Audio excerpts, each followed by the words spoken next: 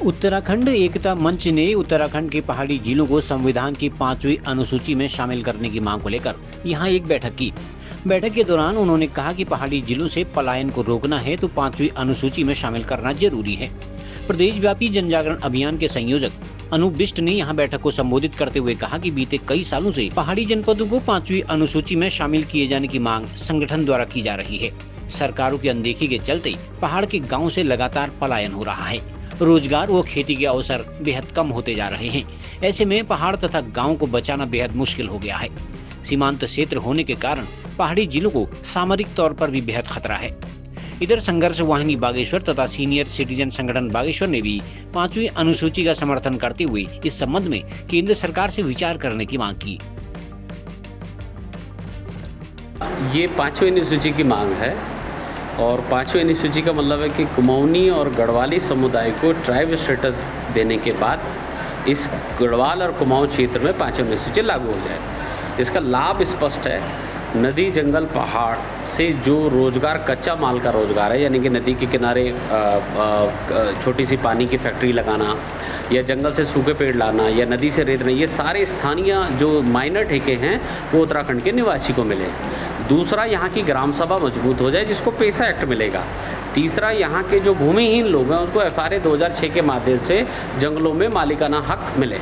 और चौथा, 50% का ST रिजर्वेशन स्टेट में और 7.5% ST रिजर्वेशन सेंटर में, ये हमारे बच्चों को दे। पलायन की वजह से ही हम रोज़गार की वजह से हमने पलायन किया, तो कम से कम रिवर्स पलायन रोज़गार की वजह से ही होगा। ये इसका इस उपलक्ष्य में आज 5वीं अनुसूची की मीटिंग रखी हुई थी और 22 नवंबर 2026 11 बजे देहरादून के परेड मैदान में एक उत्तराखंड मूल निवासियों की जनसभा रखी है, तो उसका आह्वान भी करते हुए जा रहे हैं। तो एकता मंच जिस तरह के अभियान चला रहा है, ये राजनीतिक अभियान है या सिर्फ जागरूकता अभियान है? तो आगामी जो चुनाव होंगे उसमें किस तरह की भूमिका आपकी रहने वाली है? हमारा बिल्कुल क्लियर स्टैंड है। उत्तराखंड एकता मंच एक सामाजिक संगठन है, अब का नहीं है। 14 साल हो गए संगठन को चलते हुए। दिल्ली में एकेडमी जो बनाई गई है वो उत्तराखंड एकता मंच के माध्यम से ही बनाई गई है। और राजनीतिक, मैं उसका आंसर बिल्कुल सटीक दे देता हूँ, जो राजनीति है वो समाज की दासी है। दास को दास की तरह बिहेव करना चाहिए।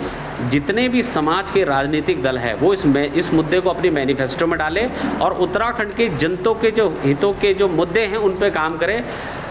उल्टे सीधे मुद्दों को चला के उत्तराखंड के लोगों को भ्रमित न करें। हमारी पहली समस्या रोजगार है और उसका समाधान ढूंढें। नमस्कार, मेरा नाम दरबान सिंह शुगड़ा है। मैं उत्तराखंड एकता मंच का प्रचारक हूँ। मैं, जैसे मैंने आपको बताया था, मैं पेशे से व्यवसायी हूँ।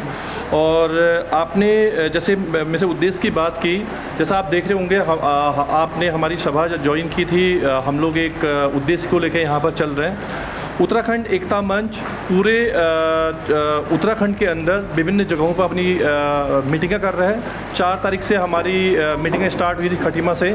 आज हम आपके शहर बागेश्वर में हैं। और जहाँ तक सवाल है हमारे मंच के उद्देश्य का, आपने देखा होगा कि 5वीं अनुसूची और ट्राइबल स्टेटस, हम 2 मांगों को लेकर चल रहे हैं।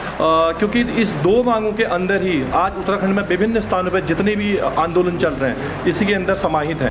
मैं अपना परिचय देता हूँ। मेरा नाम है संजय राठौर। मैं यहाँ ग्राम रीमा जनपद बागेश्वर का मूल निवासी हूँ और व्यवसाय से एडवोकेट हूँ। हल्द्वानी में प्रैक्टिस करता हूँ। मैं यहाँ पे आज बागेश्वर में संविधान की 5वीं अनुसूची और ट्राइबल स्टेटस के प्रचार प्रसार के लिए आज हम यहाँ पर आए हुए हैं। हमारी सभा अंदर चल रही है। मेरे साथी काफ़ी कुछ आपको पहले भी बता चुके हैं, लेकिन एक विशेष चीज़ है जिसके बारे में बताना चाहता हूँ। वो है कि ये सरकारों द्वारा हमारे स्वाभिमान और हमारी पहचान को ख़त्म करने की भी एक साजिश की जा रही है। जैसे कि मेरे अभी साथी वक्ता ने बताया कि 150 के करीब पोस्ट हरियाणा के व्यक्तियों को पोस्टल विभाग में नौकरी दी गई। ये सिर्फ 150 नौकरियों का सवाल नहीं है, ये सवाल है यहाँ के स्वाभिमान और पहचान को ख़त्म करने का। ये एक परीक्षण किया गया। क्या इस परीक्षण के तहत हमारे स्थानीय लोग इसका विरोध करते हैं? तो वो जानना चाहते हैं कि क्या इनका स्वाभिमान अभी जिंदा है या नहीं है। यही एक एक्सपेरिमेंट किया गया। वहीं दूसरी तरफ हमारी पहचान को छीनने का भी एक प्रयास चल रहा है। अभी कैची धाम है, उसके बगल में पहले एक तहसील हुआ करती थी जिसका नाम था कोशिया कोटोली।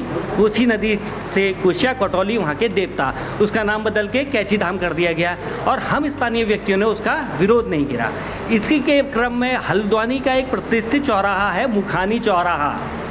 उसका नाम बदल के कर दिया गया परशुराम चौराहा, जबकि पहाड़ की जनता का परशुराम से कोई भी सीधा लेना देना नहीं है। परशुराम का जिक्र सिर्फ रामलीला तक ही सीमित है।